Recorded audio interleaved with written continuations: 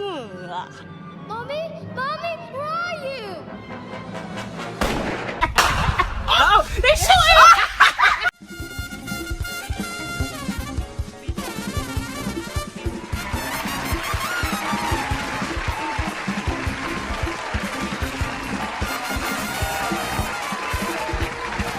Hello everyone and welcome to Hats Off. I'm your host and official Katie Kaboom apologist, D'Angelo Edwards. So growing up, I was in love with the Tom Ruegger cartoons. He made the stuff like Tiny Toons Adventures and Hysteria. He also helped develop one of my favorite shows of all time, Freakazoid.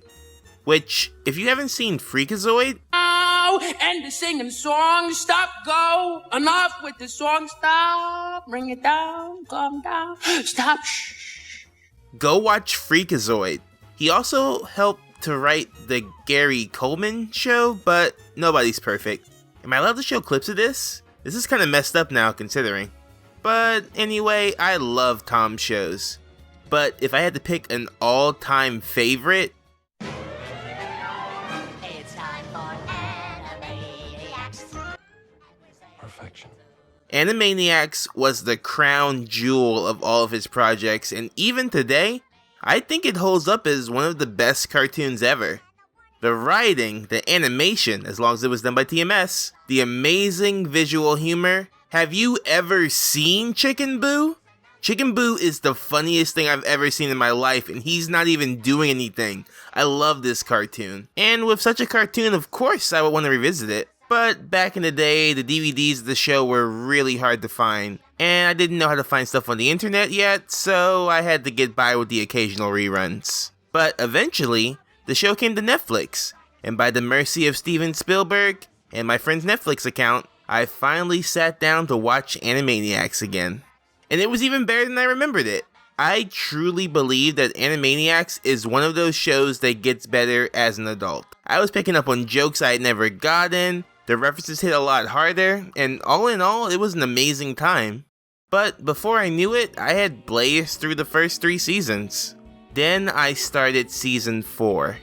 I thought I was going to be in for another round of goofy fun, but when the first episode of the season started, I was greeted not with the theme song I had come to expect, but rather a black screen declaring a special presentation. I was excited. I didn't remember this episode. I could feel my butt clench in anticipation. Instead of the Animaniacs theme, I was delighted to hear a full version of the Slappy the Squirrel theme song. See, Animaniacs had a lot of other characters to make shorts with.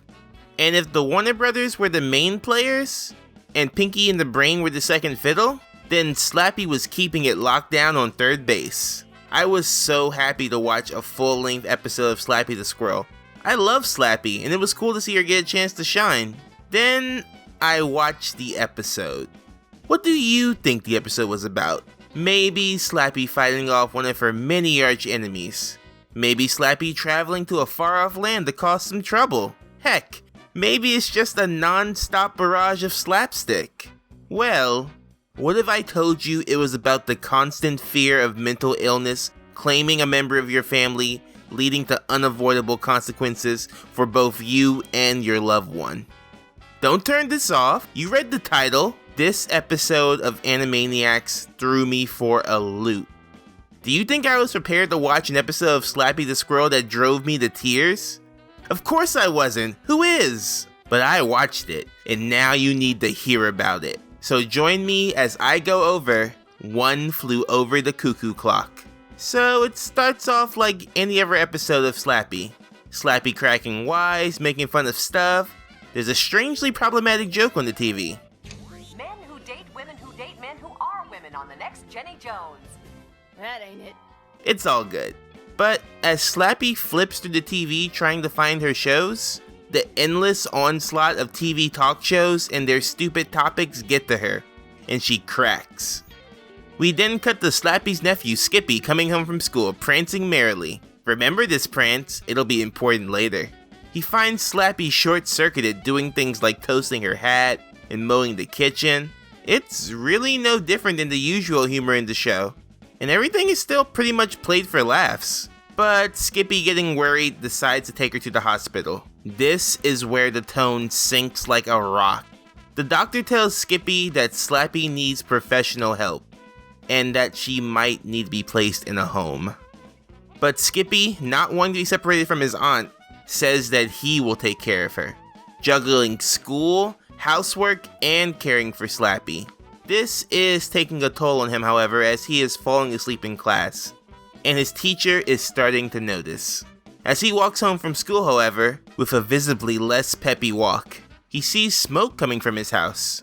While he was at school, Slappy tried to toast her hat again and started a fire, and is forcibly taken to a home for elderly toons. And Skippy tearfully says goodbye, promising to visit her every day, which he does, walking around the home with her. We get some nice Easter eggs here with various old cartoons showing up everywhere, but with Slappy showing no signs of getting better, the doctor says she might be there the rest of her life, but Skippy insists that she will get better and come back home with him. I'll love you forever, Aunt Slappy. See you tomorrow at 3, just like always. Same time, same place. He gives Slappy a hug and tells her that he'll be back tomorrow, as a tear rolls down her face, indicating that she might still remember him. However, after walking home in an even more depressing walk, Skippy sees someone waiting for him. His teacher has sent a social worker to check on him, and despite his protest, she takes him away to be put in a foster home. No, I have a home. I don't want to go. I want my Aunt Slappy.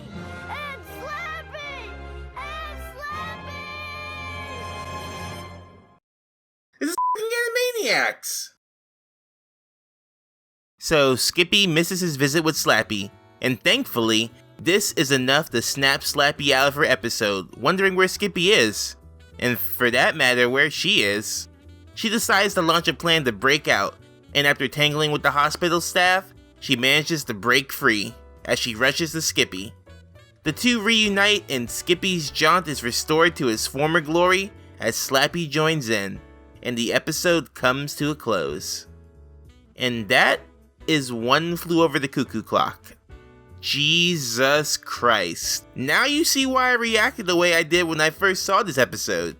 I was expecting a normal episode of Animaniacs, and instead I got to see what Slappy the Squirrel looks like through a layer of tears.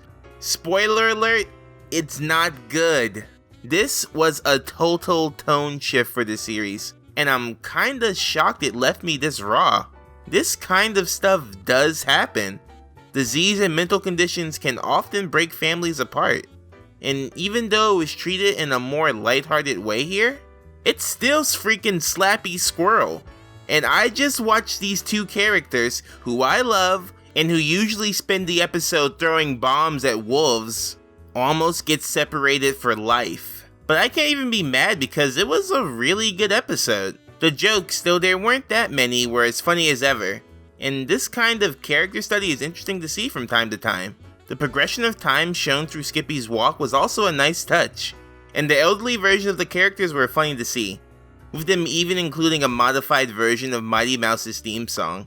They really didn't cut corners here. If I were to have any criticisms though, it would be that the problem is resolved a little too easy.